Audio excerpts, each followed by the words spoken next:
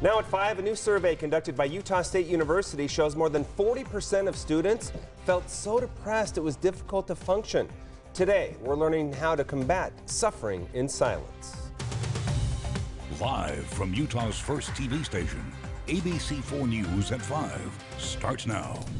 Good evening. Good to be with you. I'm Glenn Mills. And I'm Emily Flores. Thank you for joining us here at ABC4. Before we get to our headlines and update tonight on the Utah State University student that we've been telling you about for a couple of days now, who went missing almost a week ago, well, police have found the body of Baxter King in Logan Canyon. Authorities say they don't suspect foul play in this. The university released a statement saying that their thoughts are with his family and that the family at this point is asking for privacy during this difficult time. Baxter was just 19 years old.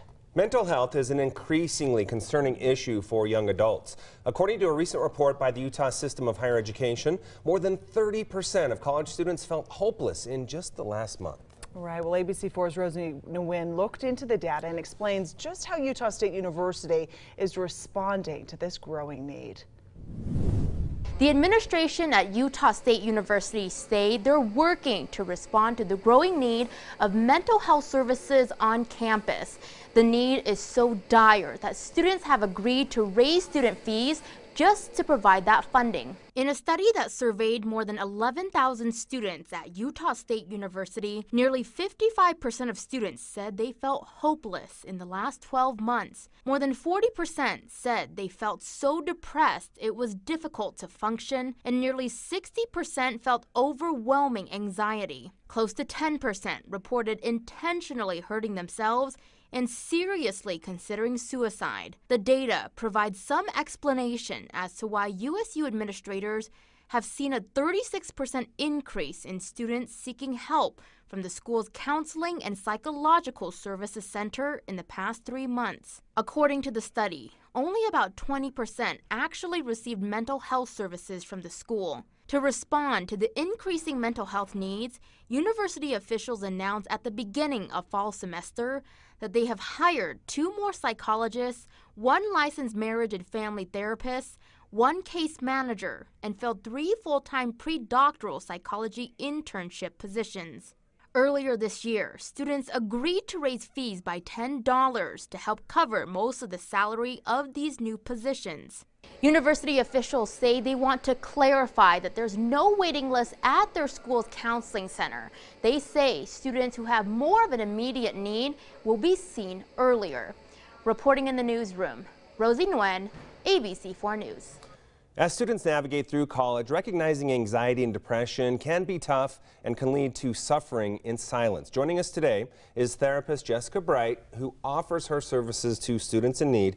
Jessica, such an important conversation to be having. We really appreciate you being here. Thanks so much. Thank you for having me. One of the big challenges is you may not know what to look for from within to know if you're really struggling. So what are some of the key points you should look for within yourself that are indicators, you know what, I may need help here?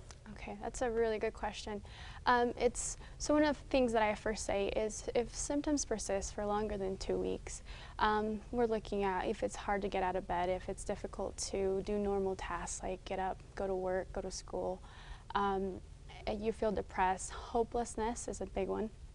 If these symptoms persist for longer than 2 weeks, then it's important to go and get help. And we also have these on the screen here. One is interferes with your daily tasks, not feeling like yourself. What do you mean by that?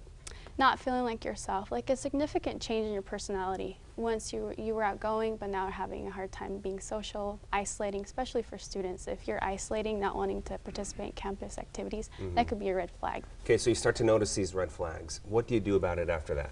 Okay, so you start to notice red flags. What do you do about it? So the first thing is you could reach out for help. Going to some friends and family, asking for help. Hey, I'm not feeling okay. I'm not feeling myself. Connection is going to be huge here. And another thing you can do is there are resources in the community that you can also reach out for. Such as yourself? Such as myself. Okay, and we'll talk more about that in a second. You brought up a very important point right there. Oftentimes people may not want to, but it can be very helpful to reach out to friends and family. How should friends and family respond when someone is reaching out to them in that way? That is such a good question. So my favorite thing to focus on is ask have the courage to ask the hard questions.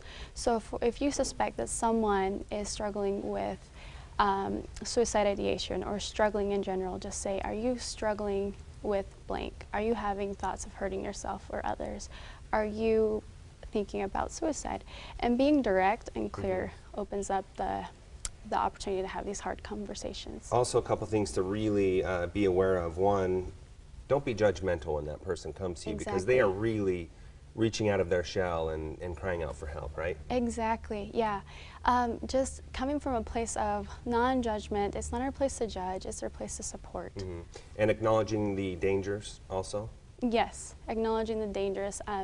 By talking about having these hard conversations, you're not going to make it worse. In fact, research has said that by acknowledging and talking about suicide openly or depression, anxiety, it actually helps decrease the symptoms. And just like we talked about individually, if family and friends have this conversation, they feel like there's an issue there, what should they do as far as action goes after that?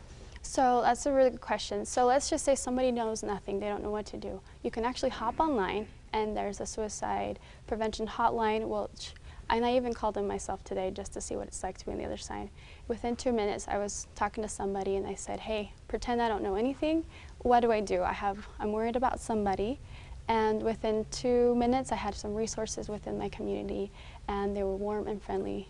Yeah, there's been a big push for that lately with our lawmakers and whatnot. We have a lot of new resources.